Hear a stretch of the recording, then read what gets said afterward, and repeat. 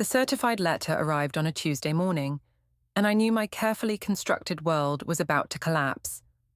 But let me back up 6 months, to when I still believed I could control the narrative. Faine, you're home late again. Miles looked up from his laptop as I kicked off my heels in our townhouse foyer. The living room felt smaller somehow, the warm beige walls that once felt cozy now seeming to close in on me. Project deadline, I said, dropping my purse on the console table. Jonas stayed to help me finish the quarterly marketing analysis. You know how demanding Henderson can be. Miles's fingers paused over his keyboard. Jonas again. He's the project manager, Miles. Of course he's involved.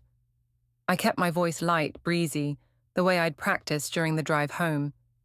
We grabbed coffee around 8 to push through the final numbers. What I didn't mention was how Jonas's hand had lingered on mine when he passed me the sugar packets.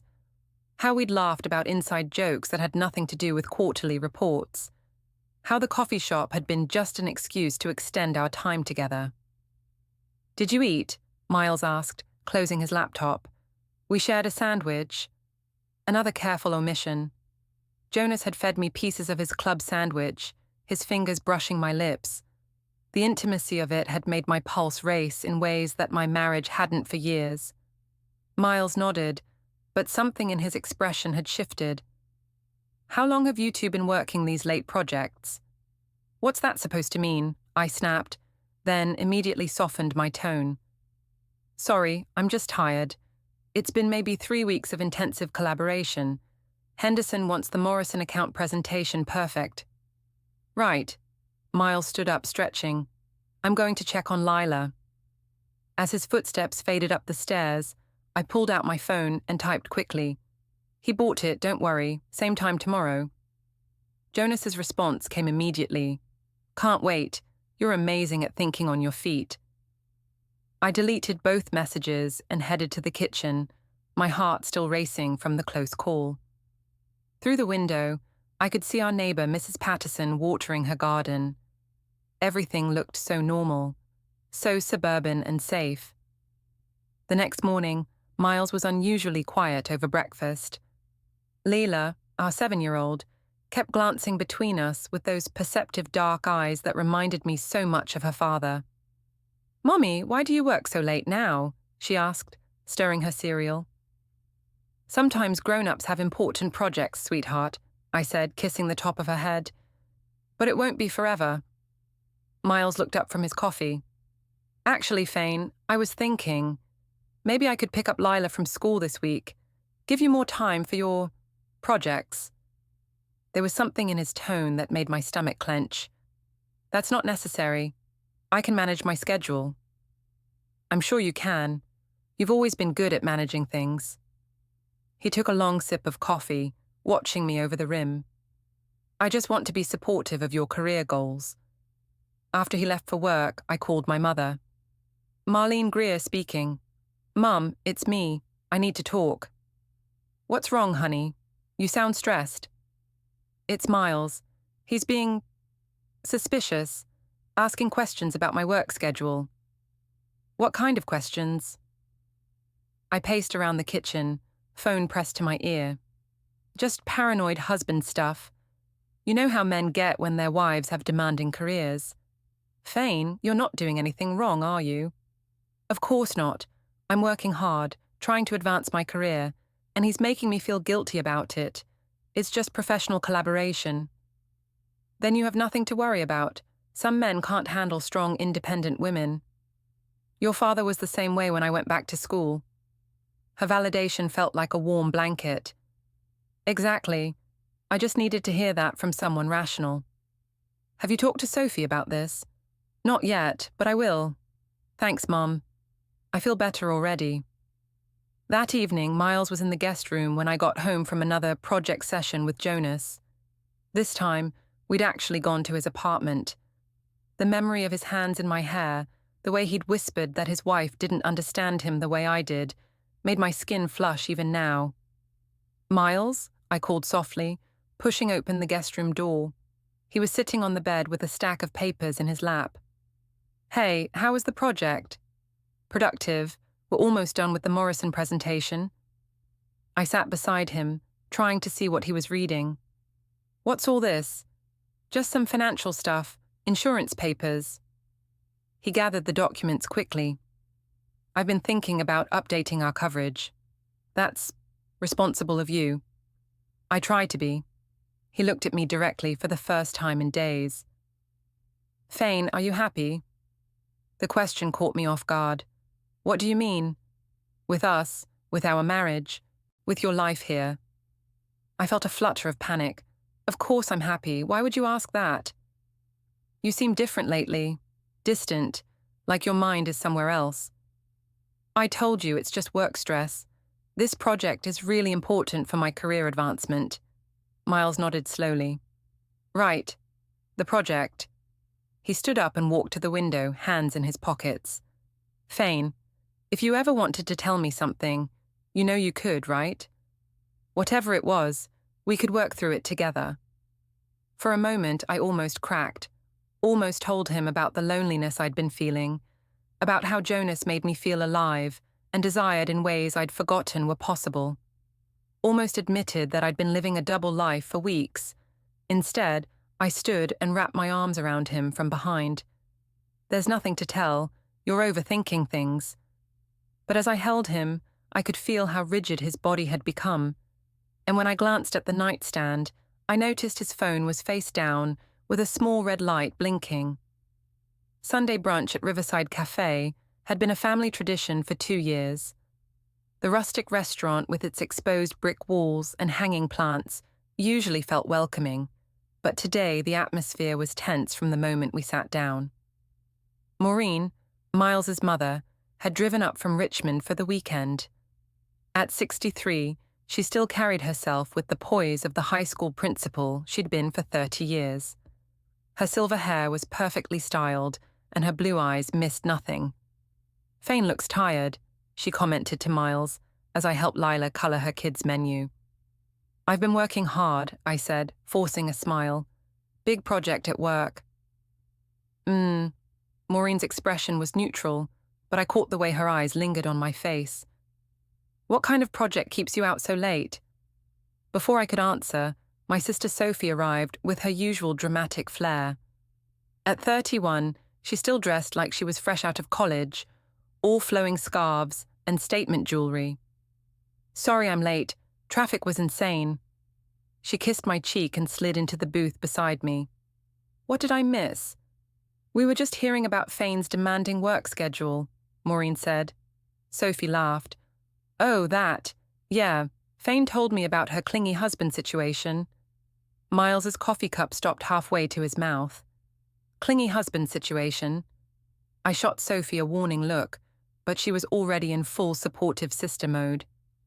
You know, how some men get all suspicious and needy when their wives have careers that require actual effort and collaboration. Sophie, I said quietly. What? It's true. Remember when Brad got all weird about my study group in grad school? Turned out he was just insecure about dating someone smarter than him. Maureen set down her menu with more force than necessary. I hardly think wanting to know your wife's whereabouts makes a man clingy. It does when he starts interrogating her about perfectly normal work relationships, Sophie shot back. Theo, Miles's younger brother, chose that moment to appear at our table. At 29, he had the same dark hair and thoughtful eyes as Miles, but with an easier smile. Hey everyone, sorry I'm running behind. He squeezed into the booth next to his mother. What's everyone talking about? Work-life balance, I said quickly. How hard it can be to manage demanding projects. Ah, the eternal struggle. Theo picked up his menu. I've been pulling some late nights myself lately. New client wants a complete system overhaul. See, Sophie gestured at Theo.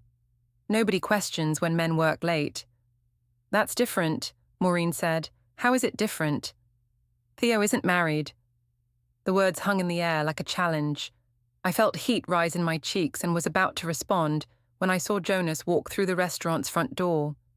My heart stopped. He wasn't alone.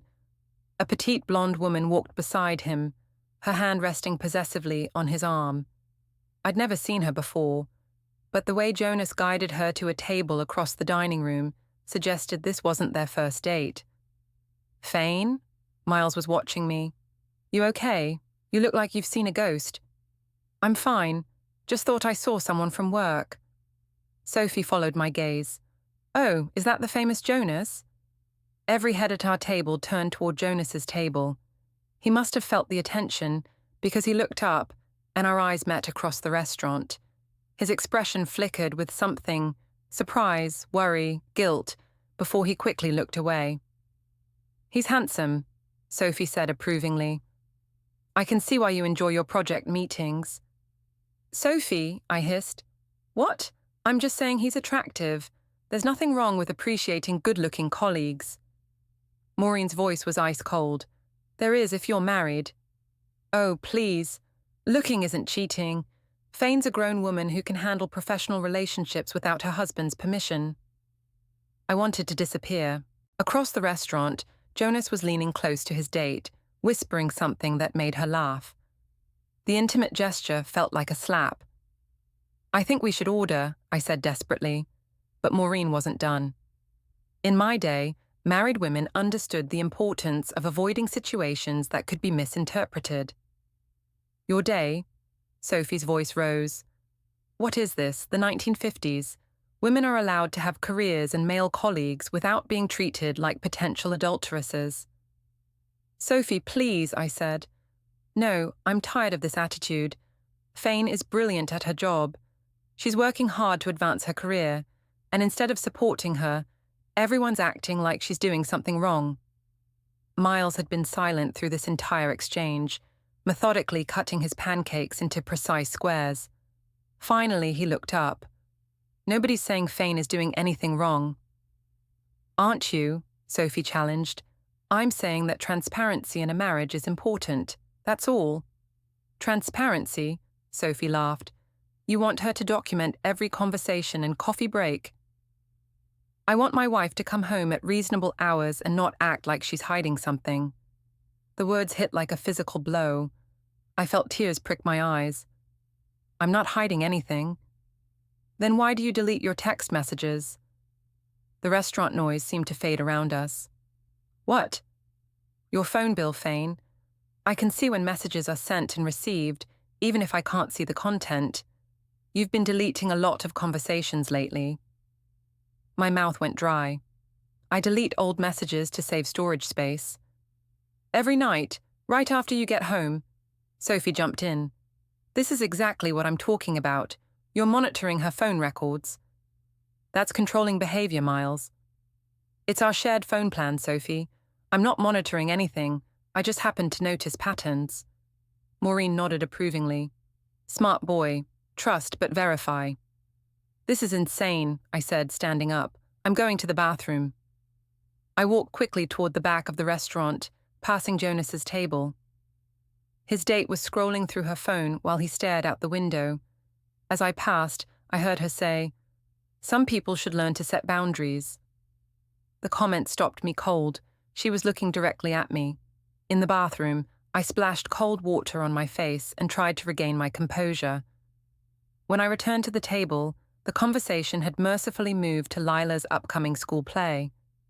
But something had shifted. The easy family dynamic was gone, replaced by an undercurrent of suspicion and judgment. Even Theo seemed uncomfortable, making awkward small talk about the weather. As we prepared to leave, Miles excused himself to use the restroom. I watched him walk away, noting how he left his phone face down on the table. A small red light blinked steadily in the corner. "Is his phone recording?" I asked Theo. He glanced at the device. Probably just a notification light. But something in his tone suggested he wasn't entirely convinced.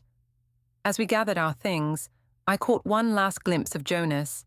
He was holding his date's hand across the table, the picture of devoted attention. When he saw me looking, he turned away deliberately. The drive home was silent except for Lila's chatter about her coloring page. But I could feel the weight of unspoken accusations filling the car like smoke. Monday morning hit like a sledgehammer. I was barely through the office door when my colleague Jennifer grabbed my arm. "Faine, we need to talk." She pulled me toward the break room, glancing around nervously. Did you see the group chat this weekend? What group chat? The office one. The one you're not in anymore. My stomach dropped. What do you mean? Jennifer pulled out her phone and showed me a video. Grainy, obviously shot from across the street, but unmistakably me and Jonas outside his apartment building Friday night. We were standing close, his hand on my cheek, my arms around his waist. Where did this come from? Someone posted it Saturday night. It's been making rounds all weekend. I watched myself on the tiny screen, seeing how intimate we looked, how guilty. Who posted it? Anonymous account. But Faine, people are talking. Henderson wants to see you at 9. The next hour crawled by. I tried to work, tried to focus on spreadsheets and campaign metrics, but my hands were shaking. Every whispered conversation felt like it was about me. At 8:55, I knocked on Henderson's office door. Come in, Faine. Close the door behind you. Richard Henderson was a man who'd built his marketing firm from nothing, and his office reflected that success. Floor-to-ceiling windows, expensive art, leather everything. But today, his usual warm demeanor was nowhere to be found. Sit down. I perched on the edge of the chair across from his desk. If this is about the Morrison account, we're ahead of schedule. It's not about Morrison. He turned his computer monitor toward me. The video was paused on the screen, frozen on the moment Jonas kissed my forehead. Want to explain this? It's not what it looks like. What does it look like, Faine? I scrambled for words. We were celebrating finishing a difficult project. Jonas was just being friendly. Friendly? Henderson leaned back in his chair. Is this the kind of friendly behavior you think reflects well on our company culture? Nothing inappropriate happened. The appearance of impropriety can be just as damaging as the real thing. You know that. I felt tears building. Richard, I've worked here for 5 years. My performance reviews have been excellent. One misunderstood moment shouldn't... One moment? He clicked play on the video. This footage is from Friday. I have reports of you and Jonas leaving together multiple times over the past month. We've been collaborating on projects. Have you been collaborating in his apartment? The question hung in the air. I could lie, but Henderson's expression suggested he already knew the answer. Sometimes we needed a quiet place to work. Faine. His voice was gentler now, almost paternal. I've been in this business for 20 years.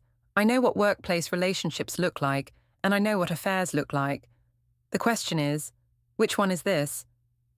Before I could answer, there was a knock on the door. Come in. Jonas entered, looking pale and nervous. He avoided my eyes completely. Jonas, good. I wanted to speak with both of you together. Henderson gestured to the chair next to mine. Jonas sat down, maintaining careful distance between us. I've been discussing this situation with HR, Henderson continued. We need to understand the nature of your working relationship and whether it violates our fraternization policies. There's no violation, I said quickly. We've maintained professional boundaries. Jonas finally looked at me, and what I saw in his eyes made my heart sink. Distance, calculation, self-preservation. Actually, Mr. Henderson, I think there may have been some misunderstanding about our collaboration. I stared at him. What do you mean? I mean that while I've tried to be helpful with Faine's projects, I think she may have misinterpreted my professional courtesy as something more personal. The betrayal hit like a physical blow. Jonas, what are you saying? I'm saying that I've been concerned about some boundary issues, but I didn't want to make things awkward by addressing them directly. Henderson nodded. Can you be more specific? Well, the late-night meetings were always her suggestion. The coffee dates, the request to work at my apartment. I went along with it because I thought she was just enthusiastic about the work, but looking at this video, I can see how it might appear. I felt like I was drowning. That's not true. Faine, I have the text messages. You were always the one initiating our after-hours meetings. Because you said your wife didn't understand your creative process, You said you needed someone who appreciated your ideas. Henderson held up a hand. I think I've heard enough. Faine, I'm going to need you to take the rest of the week off while we conduct a formal review.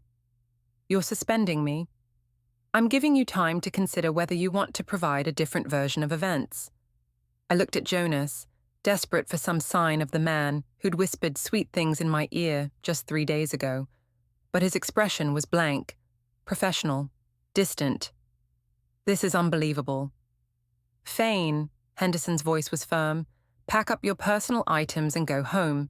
We'll schedule a follow-up meeting for next Monday. I stumbled out of the office in a daze. At my desk, I threw random items into a box, a coffee mug, some photos, a small plant that was probably dying anyway. Jennifer appeared at my side. Faine, I'm sorry, this is awful. Did you know? I asked. Did you know he was going to throw me under the bus? I had no idea, but Faine, people have been talking about how you two look together, about the time you've been spending alone. We were working. I know you were, but maybe the work became something else. I couldn't answer that, because she was right. Somewhere along the way, the work had become an excuse, and the excuse had become a justification, and the justification had become a lie I told myself every day. In the parking garage, I sat in my car and called my mother. Faine, shouldn't you be at work? Mom, something terrible has happened. I told her everything, the video, the meeting, Jonas's betrayal. She listened without interrupting. Oh, honey, what a mess. What am I going to tell Miles? The truth? I can't. He'll never forgive me. Maybe you should have thought about that before you put yourself in this position. The comment stung. Mom, I thought you were on my side. I am on your side, but Faine, you made choices. Now you have to deal with the consequences. So you think I'm a terrible person too? I think you're a woman who got confused about what she wanted and made some poor decisions. That doesn't make you terrible, but it doesn't make you innocent either. I hung up feeling more alone than ever. As I drove home, I passed the coffee shop where Jonas and I had spent so many evenings. The memories that had felt romantic just days ago now felt sordid and cheap. At home, I found an email waiting in my personal account. The subject line read, "You should see what's being shared." My hands trembled as I opened it. Inside was a link to a private social media group called Metro Marketing Professionals. The video was posted there, along with screenshots of Jonas and me at various restaurants and coffee shops over the past month. Someone had been watching us, documenting our relationship, building a case, and now that case was about to explode my entire life. Thursday afternoon, I stood in the school pickup line, trying to look like a normal mother instead of a woman whose life was disintegrating in real time. The other parents chatted about weekend plans and soccer practice, while I rehearsed explanations I hoped I'd never have to give. Lila bounced out of the building with her usual enthusiasm, backpack bouncing against her small frame. Mummy, guess what? Mrs. Peterson said I did excellent on my math test. That's wonderful, sweetheart. I helped her into the car, grateful for her innocent joy. Are you picking me up every day now? Daddy said he might start coming instead. My hands tightened on the steering wheel. We're just figuring out schedules, baby. As we pulled away from the school, I noticed Mrs. Peterson, Lila's teacher, waving me over to the sidewalk. My stomach clenched, but I rolled down the window. Mrs. Varell, could I speak with you for a moment? I parked and told Lila to wait in the car.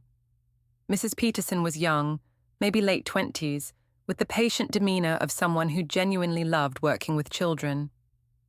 Is everything all right? I asked. I wanted to check in about Lila. She's been a bit anxious this week, more clingy than usual, asking a lot of questions about whether people always tell the truth.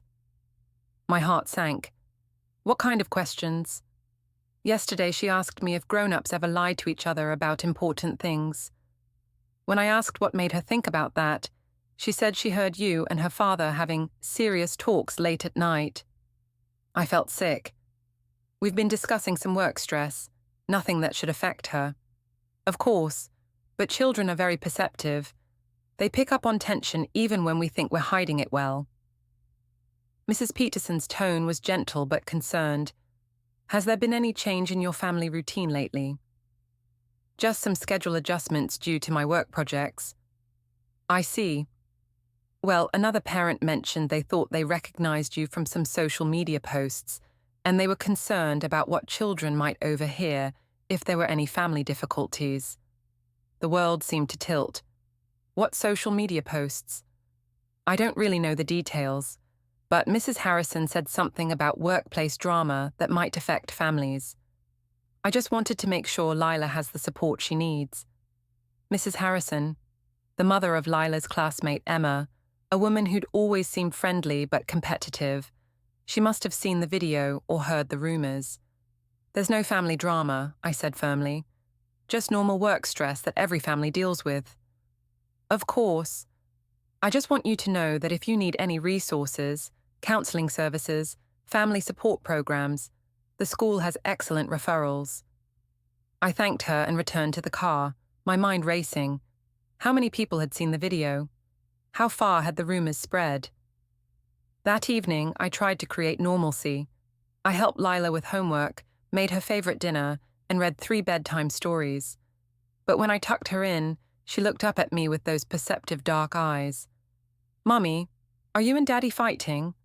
Why would you ask that? You don't eat dinner together anymore, and Daddy sleeps in the other room sometimes. I smoothed her hair back from her forehead. Sometimes grown-ups need space to think about things. It doesn't mean we don't love each other or you. Emma's parents got divorced last year. She said they stopped eating dinner together first. The innocent observation hit like a knife. Sweetheart, every family is different. Daddy and I are just working through some things. Is it because of your work friend? I froze. What work friend? The man Daddy asked about, Jonas. I heard you talking about him on the phone with Grandma Marlene. How much had she overheard? How many careful conversations had taken place within her hearing? Jonas is just someone I work with, baby. Nothing more important than that. But even as I said it, I could see the doubt in her eyes. Children always knew when adults were lying. After Lila fell asleep, I called Sophie. This is getting out of control, I said without preamble. What happened now? The teacher at Lila's school knows. Other parents are talking. Someone named Mrs. Harrison is spreading gossip. Okay, slow down. What exactly did the teacher say? I recounted the conversation, my voice shaking. Sophie, what if they call social services? What if they think I'm an unfit mother? That's not going to happen. You made some questionable choices, but you're not abusing anyone. Questionable choices? Faine, we need to be honest here. You had an affair. The word hung between us like an accusation. It wasn't. We didn't. You were emotionally involved with another man. You spent time alone with him. You lied to your husband about it. What would you call it? I started crying then, ugly sobs that I'd been holding back for days. I don't know how it got so complicated. Affairs usually are complicated. That's why people try to avoid them. You were supportive before. I was supportive of you having a career and male colleagues. I wasn't supportive of you lying and cheating. The betrayal felt fresh and sharp. So you're abandoning me too? I'm not abandoning you, but I can't pretend this is all Miles's fault anymore.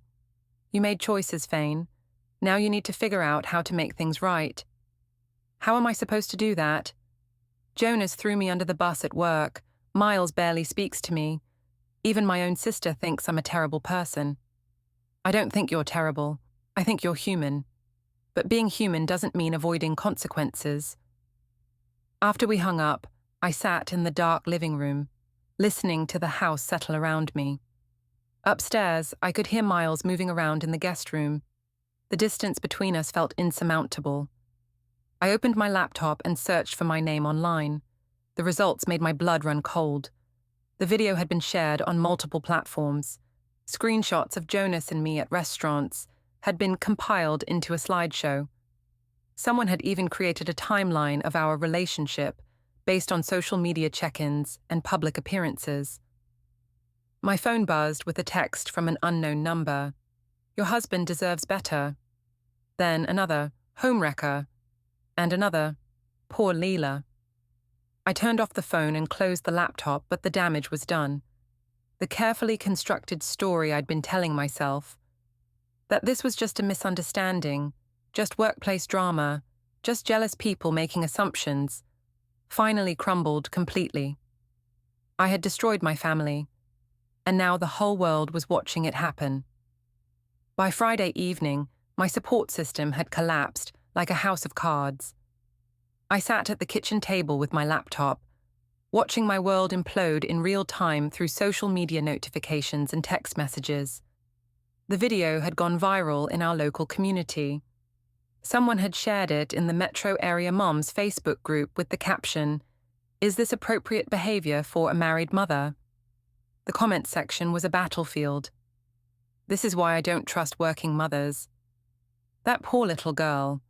The husband probably had no idea. She looks so guilty." I started typing responses, trying to control the narrative. This is a malicious attack on a working professional. The video is taken out of context.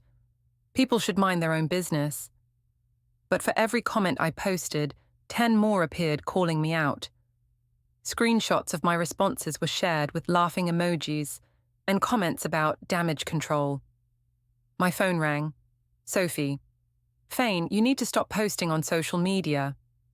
I'm defending myself. "You're making it worse. Every time you comment, more people share the video. So I'm supposed to just let people destroy my reputation. Your reputation is already destroyed. Now you need to focus on protecting what's left of your family." I looked around the empty kitchen.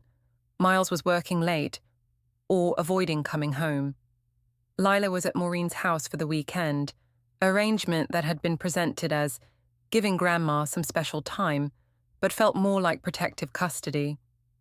"My family is already gone, Sophie."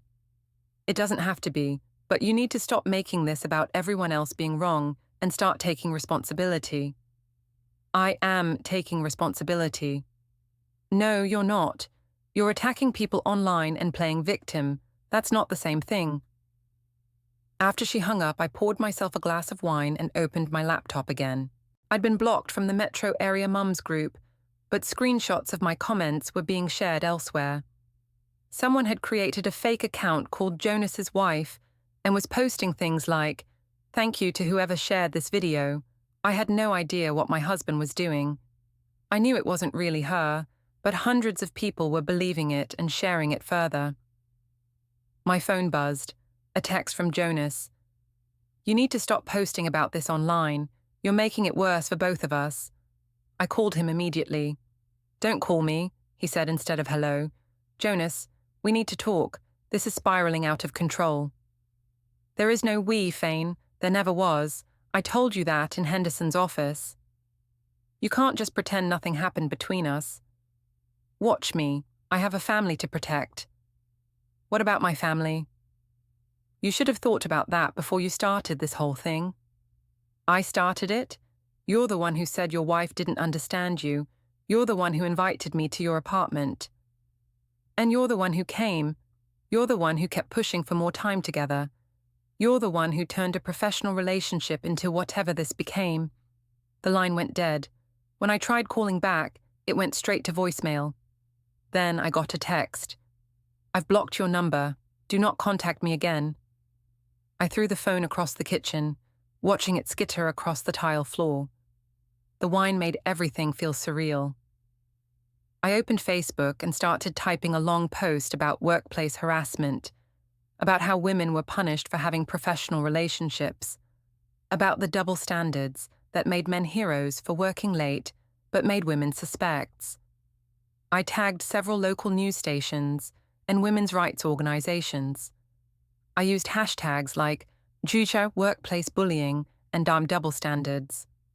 I shared articles about gender discrimination and the challenges facing working mothers. Within an hour, the post had dozens of comments, but instead of support, I was getting more criticism. This is not about gender discrimination. Stop trying to make yourself the victim. Take some personal responsibility. Your poor husband and daughter. I started responding to every comment, defending myself, explaining the context, demanding that people see my side. But each response generated more negative attention. Then I saw a comment that made my blood freeze. Someone should send this to her workplace. Is this the kind of person who should be representing a marketing firm? I immediately deleted the post, but screenshots had already been taken. Within minutes, those screenshots were being shared with comments like, "She deleted it, but the internet is forever." My mother called at 10 p.m. "Faine, what are you doing?" "What do you mean?" "Your sister called me. She said you're posting things online that are making everything worse." "I'm trying to defend myself." "By attacking everyone else? By claiming you're a victim of discrimination?" "Aren't I? If I were a man, nobody would care about my working relationships. If you were a man having an affair, people would care just as much. This isn't about gender, Faine. This is about choices." I started crying again. "Mum, I don't know what to do. Everything is falling apart." "Then stop trying to control what other people think and start focusing on what you can actually fix." "Like what?" "Like your marriage, like being honest with your daughter, like taking responsibility instead of blaming everyone else." "Miles won't even talk to me." "Can you blame him?" The question hit like a slap. "I thought you were on my side." "I am on your side. That's why I'm telling you the truth instead of enabling this behavior." After she hung up, I sat in the dark kitchen, finishing the bottle of wine. The house felt enormous and empty around me. I opened my laptop one more time and saw that someone had found my LinkedIn profile and was posting the video there. My professional network, colleagues, clients, industry contacts, were all seeing it now. My phone, retrieved from across the kitchen, showed 17 missed calls from unknown numbers, probably reporters or people wanting to add their opinions to the drama. I turned it off and went upstairs to the guest room, where I'd been sleeping since Miles had moved to the basement. The bed felt cold and foreign. As I lay there, I could hear Miles come home around midnight. His footsteps were careful, quiet, trying not to wake anyone. But I was awake, staring at the ceiling, wondering how I'd managed to destroy everything I'd once cared about. The last thing I remembered before falling asleep was the sound of papers rustling downstairs, like someone organizing documents late into the night. The certified letter arrived on Tuesday morning while I was drinking coffee in my pajamas, still trying to figure out how to salvage my life. The delivery required my signature, and the return address made my hands shake. Whitman, Rodriguez and Associates, Family Law. I signed for it with trembling fingers and closed the door before tearing open the envelope. Notice of legal separation proceedings. The words blurred as I read. Irreconcilable differences, division of assets, custody arrangements, a scheduled meeting at the law office for Thursday at 10 a.m. My phone rang. "Miles. Did you get the papers?" "Miles, we need to talk. This is crazy. We can work through this." "We are working through it. Through lawyers. Please, just give me a chance to explain everything."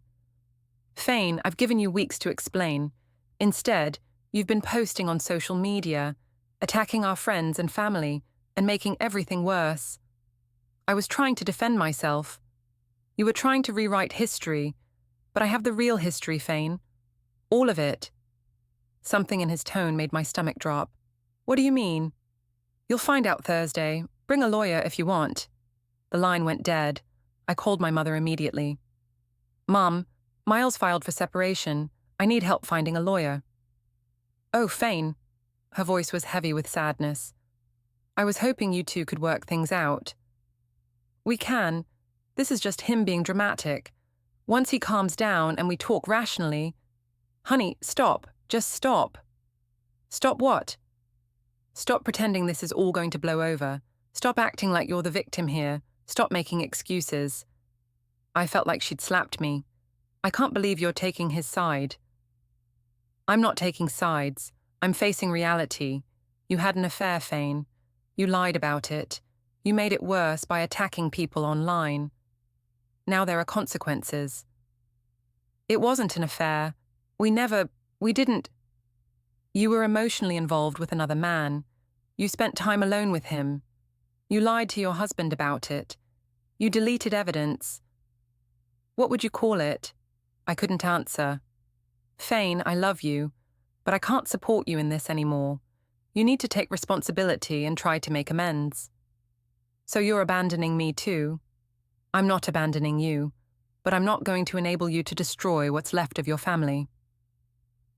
Thursday morning, I sat in the law office of Whitman, Rodriguez and Associates, feeling like I was about to face a firing squad. The office was all dark wood and legal books, designed to intimidate. Miles was already there when I arrived, sitting calmly beside a woman in her 50s with steel grey hair and sharp eyes. He looked different, more composed than I'd seen him in months, like he'd finally found solid ground to stand on. Mrs. Varell, the woman said, standing to shake my hand. I'm Patricia Whitman. I represent your husband in this matter. I don't understand why we need lawyers. We're both reasonable people. Please sit down. I took the chair across from Miles, trying to read his expression, but his face was a mask of calm professionalism. Mr. Varell has asked me to present some information before we discuss the terms of separation, Patricia said, opening a thick folder on the table. What kind of information? Instead of answering, she slid a photograph across the table. It was me and Jonas outside his apartment building, the same image from the viral video, but printed in high resolution. This photograph was taken on Friday, September 15th, at approximately 9:30 p.m. She slid another photo across, me and Jonas at the coffee shop, leaning close over a table. September 8th, 8:15 p.m. Another photo, another date, another timestamp. How do you have all these? Your husband hired a private investigator 6 weeks ago. The words hit like a physical blow. You had me followed. Miles spoke for the first time. I had my suspicions confirmed. Patricia continued laying out photographs like playing cards. Me getting into Jonas's car. Me leaving his apartment building at midnight. Me meeting him at restaurants across town. These are invasive. This is stalking. This is documentation, Patricia corrected. Legal evidence of adultery. It wasn't. Mrs. Varell, let me be clear about what we have here. Patricia opened another folder. We have photographic evidence of multiple clandestine meetings. We have phone records showing hundreds of deleted text messages and calls. We have credit card records showing you paid for hotel rooms on 3 separate occasions. My mouth fell open. Hotel rooms? The Marriott downtown, September 22nd. The Hilton Garden Inn, October 3rd. The Hampton Inn near the airport, October 10th. I stared at Miles. You went through my credit cards. They're joint accounts, Faine. I have every right to review our expenses. But Jonas and I never stayed in those hotels. Patricia slid receipts across the table. According to these records, you checked in alone but requested 2 key cards each time. The evidence was overwhelming, damning, and completely accurate. Jonas and I had met in those hotel rooms, telling ourselves we were just talking, just connecting emotionally. But looking at the documentation, seeing it laid out in black and white, I realized how it looked to everyone else. There's more, Patricia said. She produced printouts of my social media posts from the past week, including the ones I'd deleted, screenshots of my comments defending myself, attacking other people, claiming discrimination. Your online behavior has been erratic and defensive, consistent with someone trying to cover up wrongdoing. I was defending myself against lies. What lies, specifically? I couldn't answer, because they weren't lies. They were uncomfortable truths I'd been trying to avoid. Mrs. Varell, your husband is prepared to file for divorce on grounds of adultery. In Virginia, that affects property division and custody arrangements. Custody? The word came out as a whisper. Miles leaned forward. Faine, I don't want to hurt you. I want what's best for Lila, but I can't trust you anymore. She's my daughter. She's our daughter, and she deserves stability and honesty.